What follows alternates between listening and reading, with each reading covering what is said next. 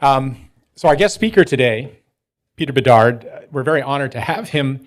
He had a profound near-death experience, and he was faced with a daunting journey, one marked by a lot of deep physical, emotional, spiritual pain.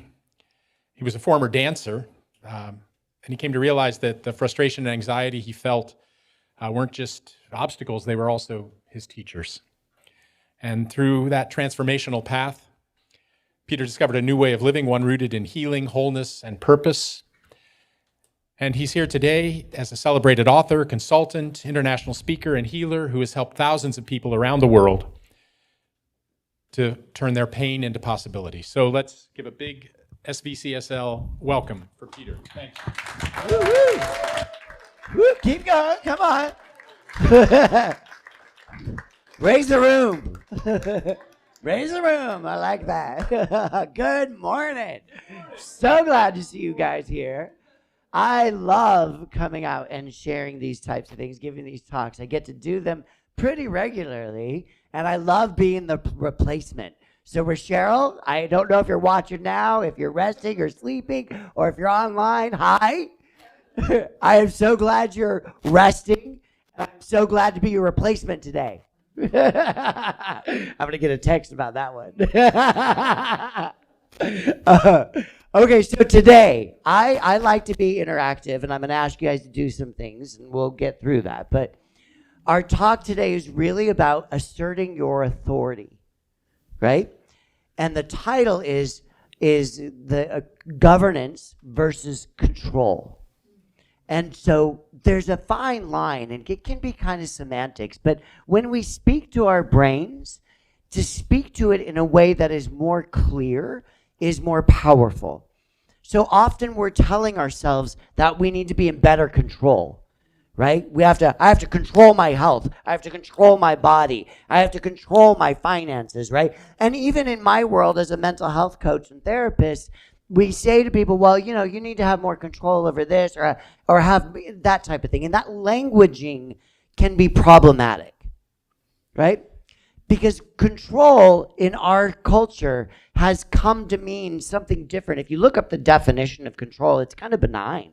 It's a control group. Well, control group, you don't do anything with it. It's just a control. You observe it in comparison to what you're studying. Does that make sense? Right? Control means, I'm aware of a situation, but in our culture and how our language works, we look at the word control and we speak about control as being this, right? Whether we're doing it to ourselves in the micro world or whether we're doing it on the macro world on a political larger scale, right? We need to control those crowds. We need to control those people, or we need to control ourselves. I need to control my weight. That type of stuff. And ultimately, control is a waste of time. Yeah, right? I love that you said that. Amen, right? Control is an absolute waste of time, right? Because everything you control will eventually overthrow you. Every dictator has been overthrown. Now, they may have a period where they're holding and clamping down and controlling, but eventually, every despot doesn't survive their rule. Got it? Great. And we do the same for ourselves. I could tell you right now, and I love this example. It's a classic example that I think most of you will be aware of. I'm going to tell you right now so you understand how control works. Stop thinking about pink elephants. You weren't thinking about a pink elephant before, but now you're thinking about it. Now tell yourself to stop thinking about it. Stop thinking about pink elephants. Stop it. Come on. Where's the pink elephant? Right there, in the room, standing on my head, right? So control is a waste of time when it comes to even our biology, even our brains, is the mechanism of our brains. Telling yourself to not do something creates a bigger problem. So this is, I've been in practice for 21 years, and I did a lot of work out in the Malibu Rehab Riviera, and I worked a lot with addiction and stuff like that. And there's a classic example in the addiction world, and I believe all of us have addictive brains. I think everybody is an addict, right? Now, there's degrees of addiction, right?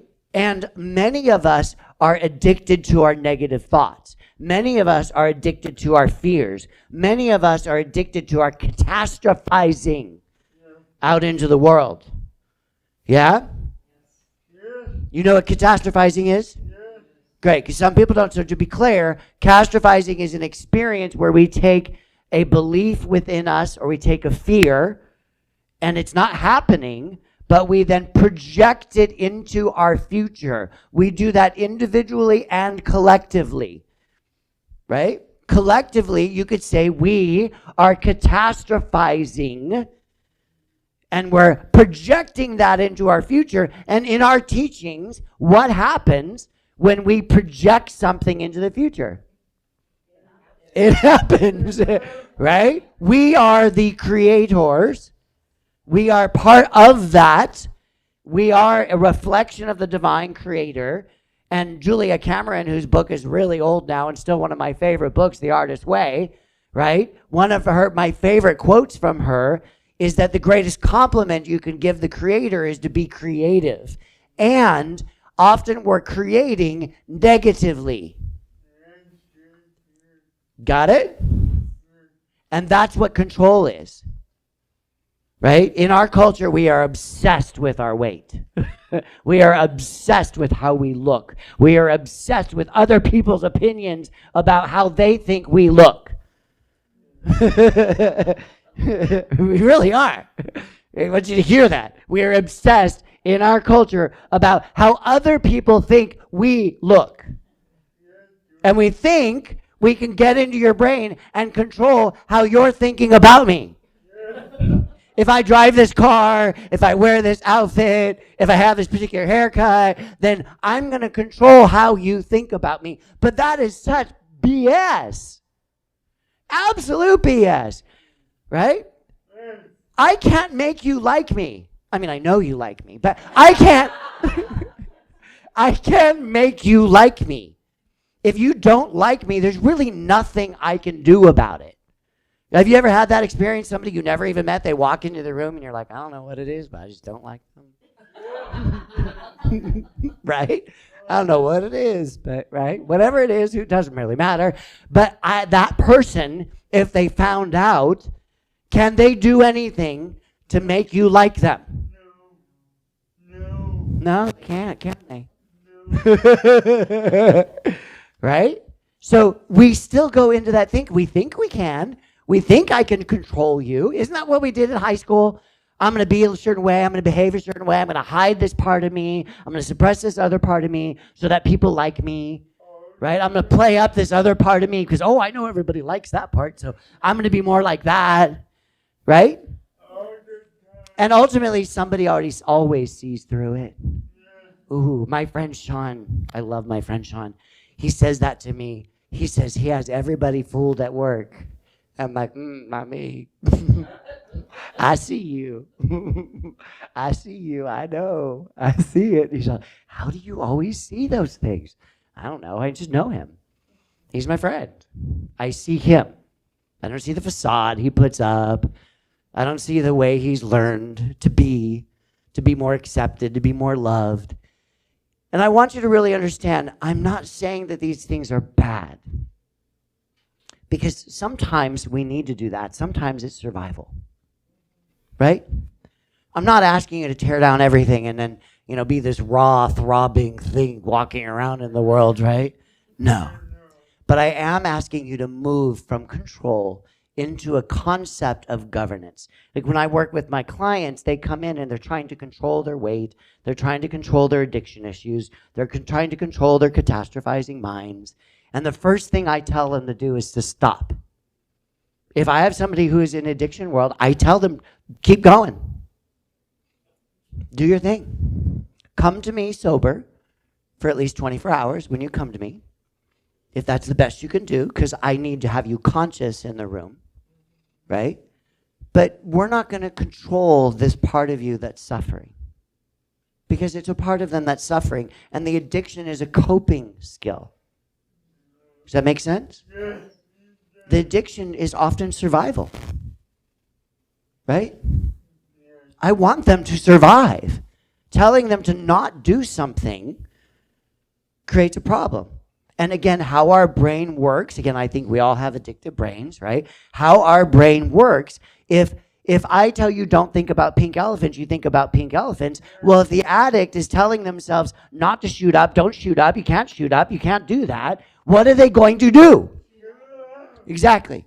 And an interesting thing about our brain is that our brains will make space for whatever you do. Whatever you do well, your brain will make space. Now, your judgment of that is something else, right? That's a difference between consciousness and the biology of the organ of the brain. The organ of the brain, if you worry really well, and you're saying to yourself consciously, I don't like worrying, I really shouldn't worry. But your brain knows how to worry, what is it going to do? Exactly.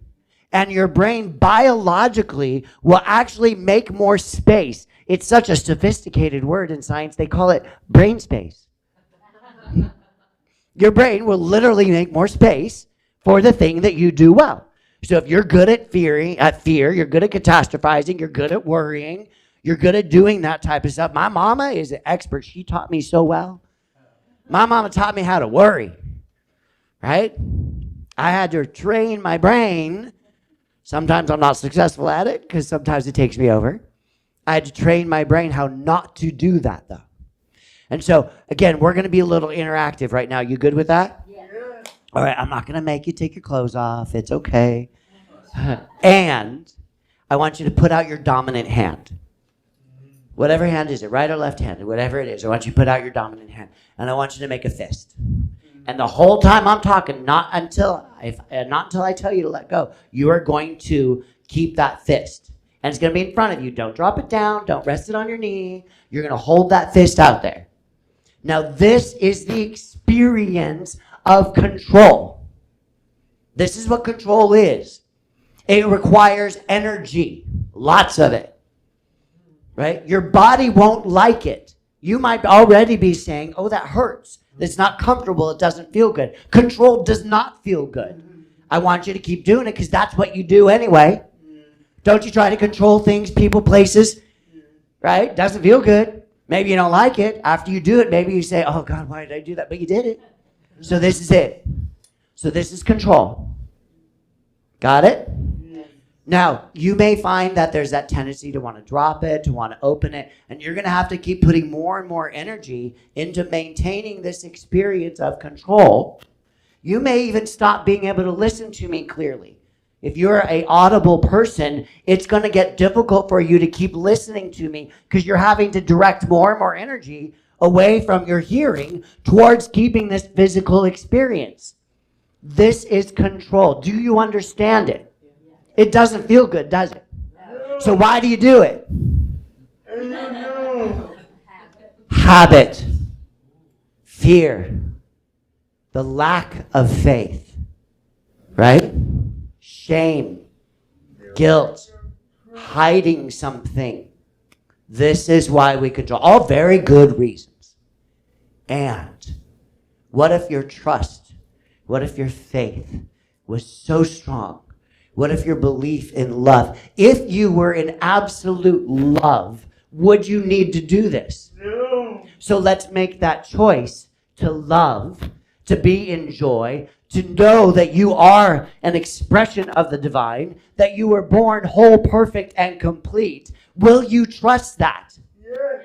Will you have faith in that? Yes. Will you believe that? Yes. Then open your hand. Feel that? Do you feel that flow? Do you feel that energy? Do you feel that really?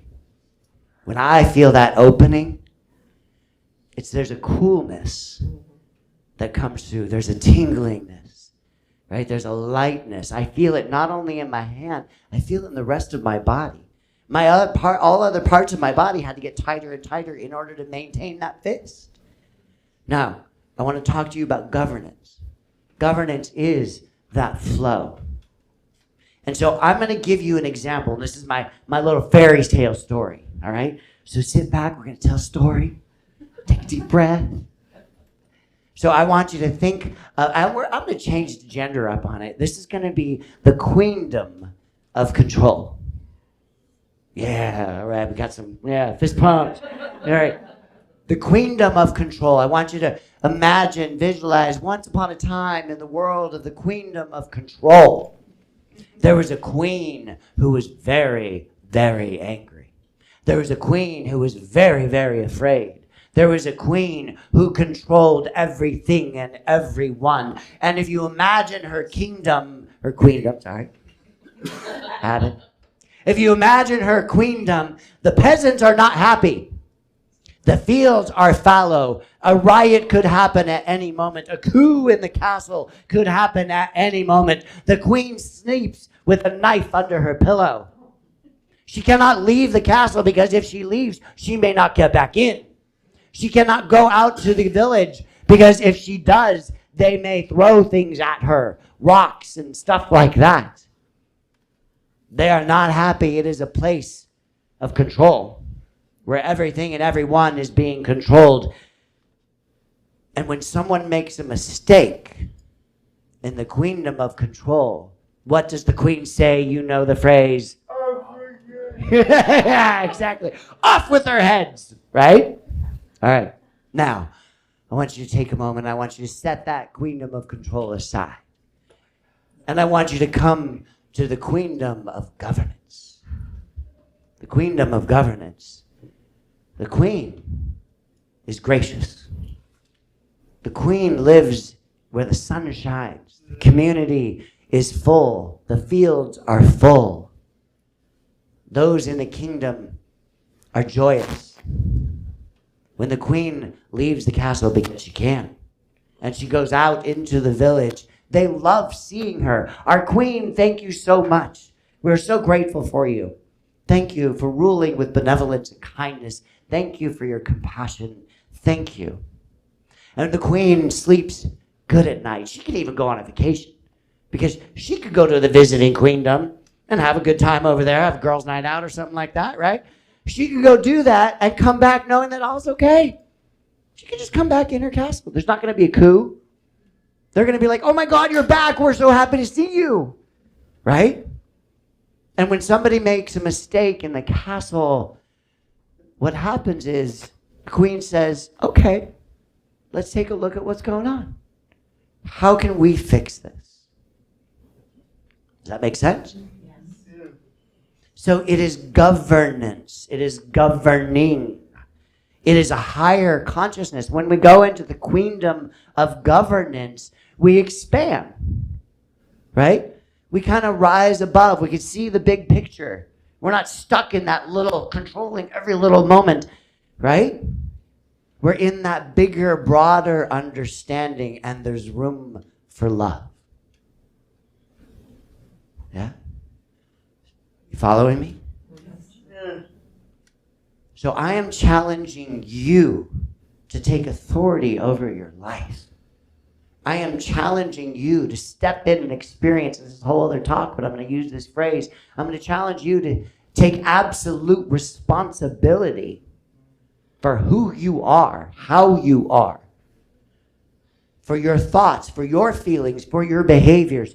No longer being able to say, well, my mama did that, my daddy did that. Right? Because yes, that may have happened, probably did. Yes, maybe you had a trauma, probably did. Yes, you were abused, probably were. And, ...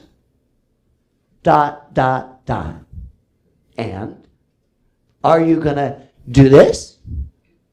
Are you going to react? Because that's reaction. That's reactive. Oh, I got triggered. Ooh. Right? I'm a little, so talk about words. That word triggered. Oh my gosh. Ooh.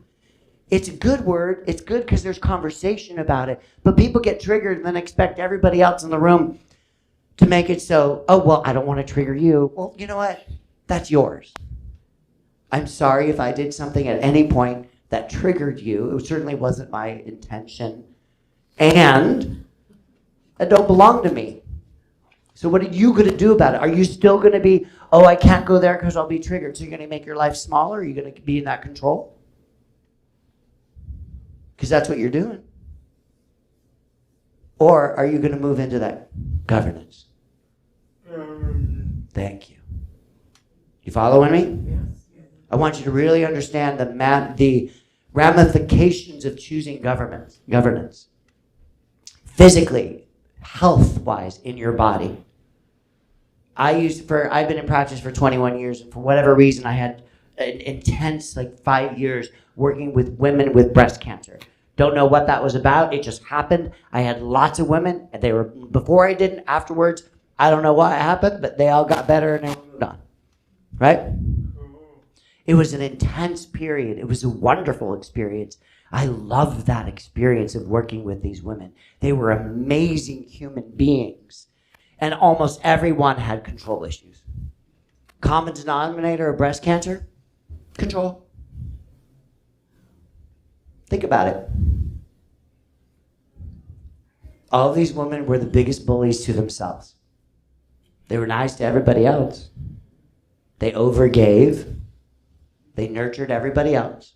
They didn't take care of anybody else. They took care of everybody else. They didn't take care of themselves. They neglected themselves. Right? And what are the breasts? What are the breasts? They're nurturing. When Mama hugged us, we were right here. When we came into the world, we were right here. Right? This nurturing, this human experience, even right now as I do it if you like. Tap your heart, just see what happens. These are your breast, your body right here. Just be right here with this part. Feel that. Calms the nervous system. It's an interesting, a tip, doing this right now. We're going to do it later in our workshop, but just doing this right here.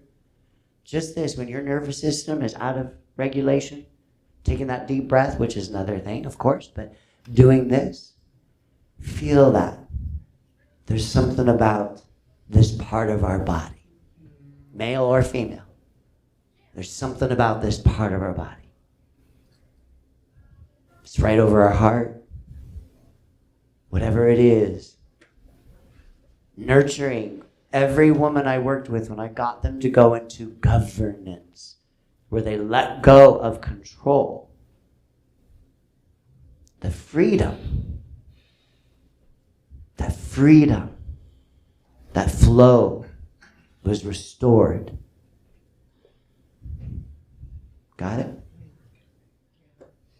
So feel that in your health. Feel how you can make that difference in your health, in your body.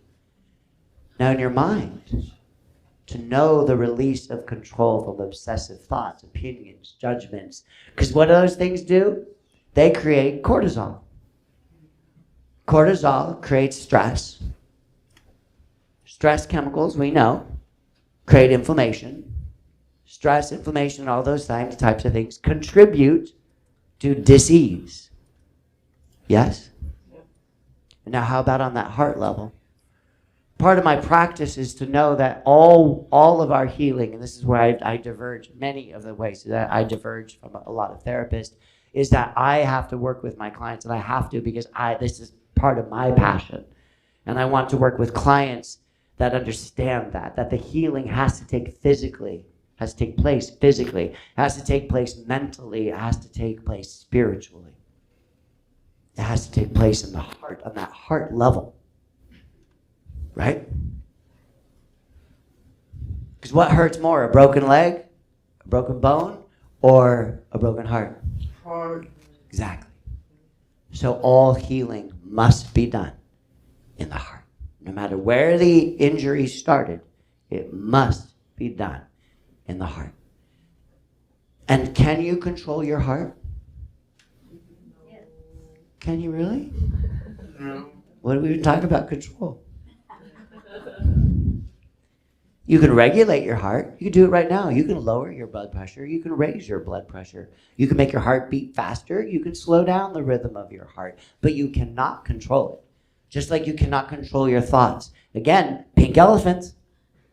What you thinking about? Now you have autonomy and you have governance, so maybe you decide to say, I want to think about purple zebras. I don't want to think about pink elephants, but I'm not telling myself, I'm not saying, don't think about pink elephants. I'm saying, think about purple zebras. In other words, I'm letting the pink elephants be there. I'm going to think about purple zebras. I like purple zebras. You ever seen a purple zebra? Amazing. I actually have seen a purple zebra. It was super, super cool. Okay. I've given you a bunch of things to think about, a bunch of tips, physical things that you can actually do, yes? You got that? Yes. All right, because I like when I give my talks to make sure that it's not like reading a self-help book, unless you read my book, of course. But it's not like reading a self-help book where you read it and put it down. You read it and you get some tools, right? These talks, I want you to walk away with something, right? I want you to experience something. We're going to do that in our workshop later. And that workshop is really all about, right, taking your autonomy, living in governance. At times where mental health can be difficult because all the things happening in our communities, in the world, to be able to say, I love myself so much that I am making the choice to think about purple zebras instead. I'm not going to be hijacked. I'm not going to live in that fear. I choose this faith. I choose to know that God is present all the time, everywhere. Right? Ernest Holmes has a wonderful quote, and I'm not going to say it properly, but basically he says that God let go of control so that we can run our own lives. That's kind of free will, isn't it? Right? The wisdom of Ernest Holmes. Love that man. Okay. So I want to take a moment, and once again, I want to do a little experiential thing, and I want you to close your eyes, if you will. And I want you to notice whatever thought has popped into your head, and I want you to say thank you to that thought. Don't try to control it. You can try to control it. You can tell it to go away. Tell it to go away, it's just going to give it more power. Just notice it. It's the difference between pink elephants and purple zebras. I want you to notice an opinion that maybe you have about the world, about this country we live in, about other people, places, and things, about a family member. Whatever that is, I want you to notice that opinion. And I want you just to be in the flow and let it go. And it's not about saying, don't think that thought. It's about, what do I want to think instead? Because whose thoughts are these? Mine. Whose body is this? Mine. Whose heart is this? Mine. Exactly. You're in charge. This is your life. This is your breath. This is your body. It's not about control. It's about governance.